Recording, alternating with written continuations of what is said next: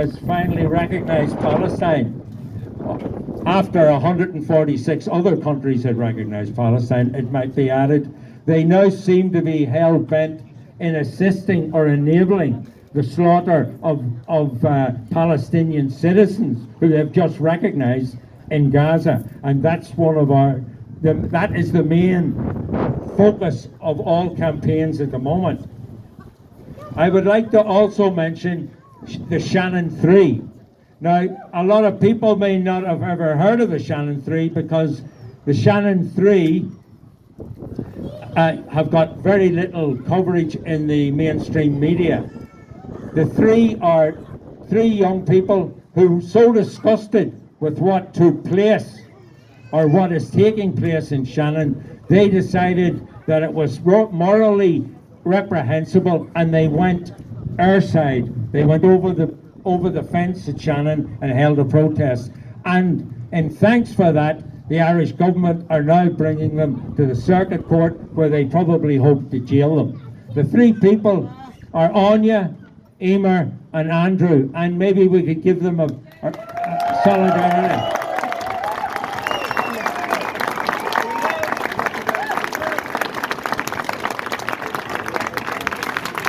I honestly hope that the ICTU, and I don't like ever to criticize the trade union movement, but after over 20 years of Shannon being used as a ferry point, as a transit point to mass murder in the Middle East and in Central Asia and in North Africa, it is time for SIP2, ICTU and Forza to open their mouths and demand publicly that we stop the stop-off of US military through Shannon.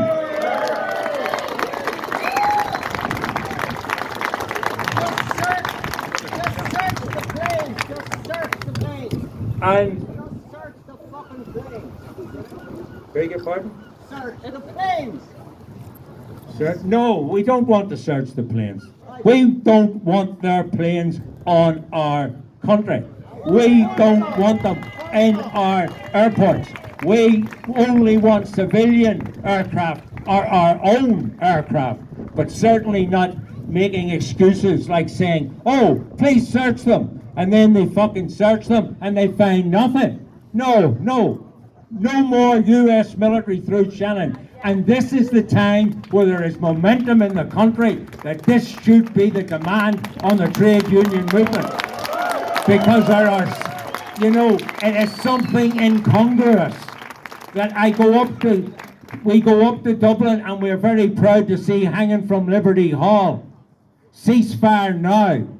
But you need to put your money where your mouth is. How can you call for ceasefire now when your own members may be facilitating the passage of bombs to slaughter men, women and children in Gaza? It's so, if it isn't hypocritical, I don't know what it is.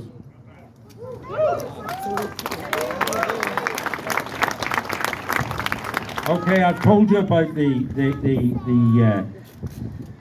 what is taking place. I just want to emphasize what the theme of today's event is, and we hold this event every year. The theme is neutrality and global peace, not NATO. Right? And no, halt the US military through Shannon to bomb Palestine. But the fact is, while we're all focused on Palestine, Micheál Martin, our great Minister for Foreign Affairs and Defence, is cozying up to NATO. He has, with the Maltese, the Swiss and the Austrians, sent a secret letter to NATO looking for closer support. And this is a scandal.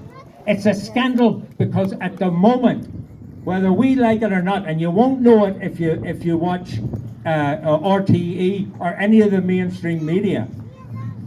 The fact of the matter is, we are at a stage where we are teetering on the brink of a nuclear war.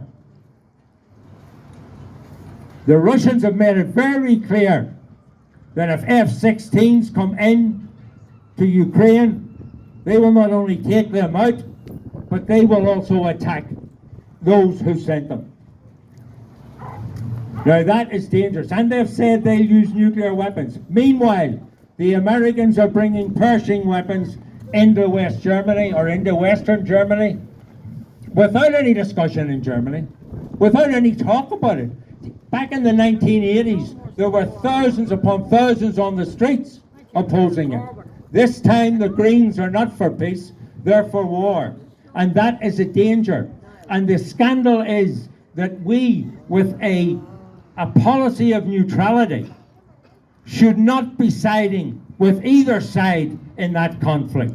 We should be there saying, no war. Diplomacy is the only way forward. Because I'll tell you, no matter what side you take in this war, if there's nuclear weapons used, we're all dead. So that's what we are saying. We are saying Micheál Martin should be joining up with Viktor Orban, and I'm no fan of Viktor Orban's, but what he is doing, looking for conciliation on all sides between Russia and America, or the USA and the NATO War Alliance, and with China, that is an important development. And what is happening to him is he is being attacked inside the EU because they are hell-bent on war. And of course, they are led by a woman who didn't have anybody standing against her for president of the EU. Frau Genocide. That's who's leading the EU today. So we are in dangerous territory. And it's a scandal that one of the few great things that Fianna Fáil ever did, bringing in Irish neutrality, that this man, Micheál Martin, Fianna Fáiler, is actually going to do away with it. He must be, and this is a hard one, but he must be the worst Fianna Fáil leader they've ever had, and by God, there's been plenty. Anyway, and now, believe it or not, I'm finished, right? Although I'd love to talk more, I'd even sing a song. Anyway, I want to introduce a man that needs no introduction. But the only reason that we can actually introduce him here today is because of the help of Sinn Féin's Niall Farrell, who has got to know Jeremy over the last year or so and persuaded him to come to Galway. Now, I could come off with different great quotations of my own about Jeremy, but I thought what Tarek Ali had to say is very insightful assessment of our guest speaker. And I quote, and then I'm saying no more. Measured by any criteria, Jeremy Corbyn is the most left-wing leader in the history of the Labour Party. He understands that those who do evil abroad are unlikely to do much good at home. He is the staunchest anti-imperialist member of Parliament. Where are you, Jeremy?